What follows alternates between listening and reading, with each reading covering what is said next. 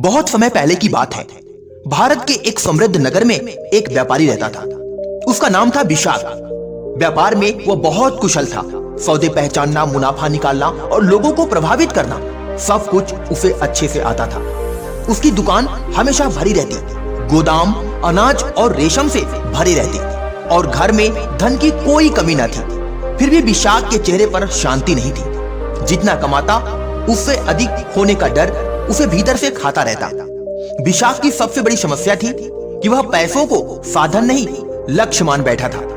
वह हर निर्णय केवल इस प्रश्न पर लेता, इससे मुझे कितना लाभ होगा। रिश्ते, स्वास्थ्य, समय और मन, सब कुछ उसने लाभ या हानि के तराजू पर तोलना शुरू कर दिया था। एक दिन नगर में खबर फैली कि भगवान बुद्ध पास के वन में बिहार में ठहरे हुए। लोग उनकी वाणी सुनने जा रहे थे। विशाख भी गया, लेकिन श्रद्धा से नहीं, जिज्ञासा से। वह जानना चाहता था कि क्या बुद्ध उसे ऐसा कोई उपाय बताएंगे जिससे धन और बढ़े और जोखिम कम हो और भविष्य सुरक्षित हो जाए।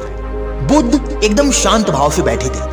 विशाख ने प्रणाम किया और सीधे प्रश्न कर दिया, भगवान, मैं धनवान हूं पर भय से मुक्त नहीं। बताइए, धन को कैसे बचाया जाए? बुद्ध मुस्कुराए। उन्होंने प्रति प्रश्न किया, विशाख, क्या तुमने कभी गिनती की है कि तुमने कितना समय कमाया है? विशाख चौंका। समय तो खर्च होता है, कमाया कैसे जाता है? बुद्ध बोले, यही तुम्हारी पहली गलती है। बुद्ध ने उसे एक कथा सुनाई। एक राजा था जिसने अपने 3 पुत्रों को 3 थैलियां दी। पहली थैली में सोना, दूसरी में बीज और तीसरी में घड़ी थी। राजा ने कहा, 1 वर्ष बाद लौटना और बताना कि तुमने क्या कमाया। पहले पुत्र ने सोना व्यापार में लगाया और सोना दोगुना कर लिया।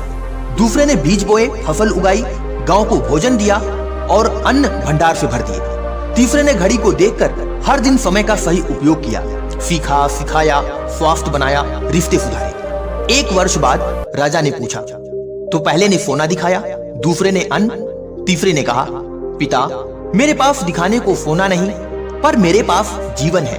राजा ने कहा, सोना खो सकता है, अन्न नष्ट हो सकता है, पर जिसने समय कमाया उसने सब कुछ कमाया। बुद्ध ने विशाख की ओर देखा।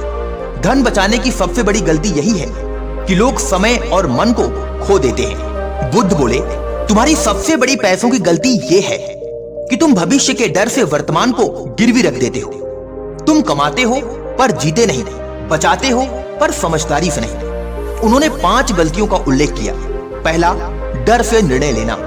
भय से किया गया निवेश, चाहे धन हो या समय का, मन को कंगाल कर देता है। दूसरा, लालच को योजना समझना। अधिक पाने की हड़बड़ी अक्सर नुकसान बन जाती है।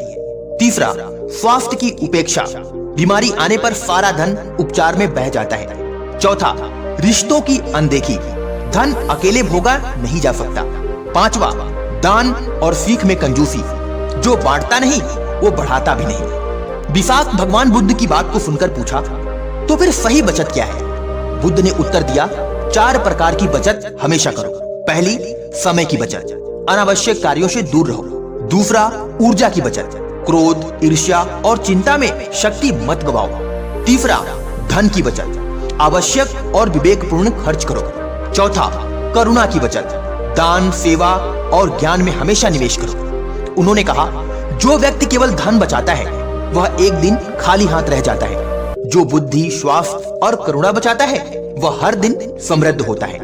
भगवान बुद्ध की बात सुनने के बाद उस दिन से विशाख ने अपनी दिनचर्या बदली। वह सुबह समय पर उठने लगा, शरीर का ध्यान रखने लगा, कर्मचारियों के साथ सम्मान से पेश आने लगा।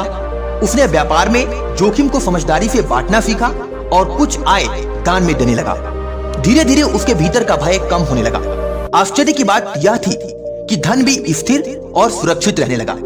अब वह हर निर्णय से पहले पूछता, क्या यह मेरे जीवन को बेहतर बनाएगा?